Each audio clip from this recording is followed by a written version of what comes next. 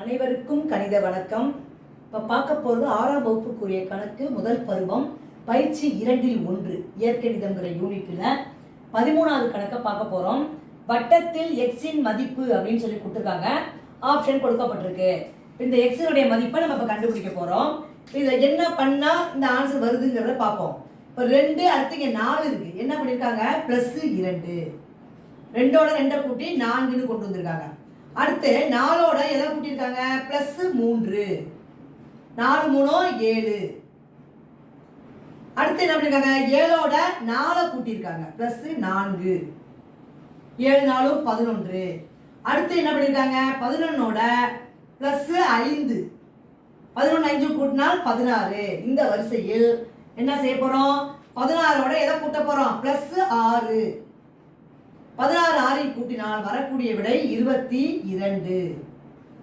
அப்ப இந்த கணக்குக்குரிய விடை வந்து 22. என்ன செஞ்சிருக்காங்க? ஃபர்ஸ்ட் 2ஆல கூட்டியிருக்காங்க. அடுத்து அந்த ஆன்சரோட 3 வச்சு கூட்டியிருக்காங்க. அப்புறம் அடுத்து வர ஆன்சரோட 4 வச்சு கூட்டியிருக்காங்க. அடுத்து 5 வச்சு கூட்டியிருக்காங்க. அப்ப அந்த வரிசையில் என்ன செஞ்சிருக்கோம்? 16ஓட +6 இதை வச்சு கூட்டுறப்ப வரக்கூடிய விடை 22. அப்ப ஆன்சர் வந்து 22. எக்ஸின் மதிப்பு 22. புரிஞ்சுங்களா?